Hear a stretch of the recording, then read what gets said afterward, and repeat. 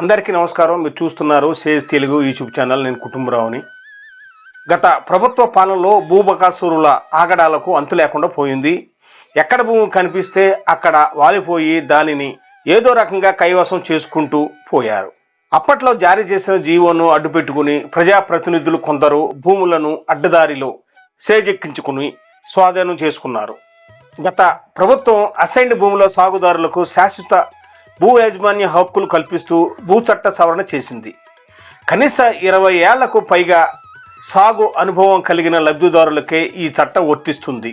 Assigned చుక్కలు 22A, నిషేధిత దేవాదాయ పోరంబోకు, అటవీ ఇలా అనేక రూపాల్లో ఉన్న భూములను నిషేధిత జాబితా నుంచి విముక్తి కల్పించారు. దీనిని అవకాశంగా చేసుకొని అప్పట్లో కొందరు నేతలు లోపాయికారిగా హక్కుదారులను ఒప్పించి వారి ఆధీనంలోకి భూములను తెచ్చుకొని అనుభవిస్తున్నారు. రాష్ట్రంలోని అన్ని జిల్లాల్లో ఇదే పరిస్థితి ఉండటంతో కూటమి ప్రభుత్వం ఈ భూముల వ్యవహారాలన్నీ నిగ్గు తేల్చాలని ఆదేశించింది. అధికారులు భూదస్త్రాలు రికార్డులు పరిశీలించారు. జిల్లాలో 11,000 ఎకరాలకు పైగా ప్రీహోల్డ్ భూముల పరిధిలోకి వచ్చాయని, రిజిస్ట్రేషన్ భూములను అధికారులు పరిశీలించి నివేదికను ఉన్నతాధికారులకు పంపించారు. ఈ మేరకు జిల్లాలో 350 ఎకరాలకు సంబంధించి 229 రిజిస్ట్రేషన్లు జరిగినట్లు తెలుస్తుంది. దీనిపై ప్రాథమిక విచారణలో అనేక అక్రమాలు చోటు చేసుకున్నట్లు తేలింది. దీంతో గత ఆగస్టు నుంచి ఫ్రీహోల్డ్ భూములు రిజిస్ట్రేషన్లు కూటమి ప్రభుత్వం నిలిపివేసింది.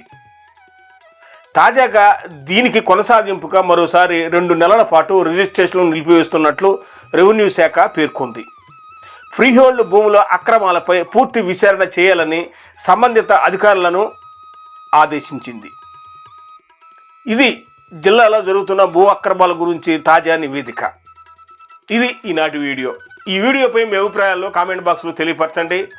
మరి ఈ వీడియో చూసిన తర్వాత లైక్ చేయడం మాత్రం మర్చిపోవద్దు. మీరు లైక్ చేయడం వల్ల మరి కొంతమందికి రికమెండ్ చేయబడుతుంది కాబట్టి చూసిన వారు తప్పనిసరిగా లైక్ చేస్తారని కోరుతూ సేజ్ తెలుగు యూట్యూబ్ ఛానల్.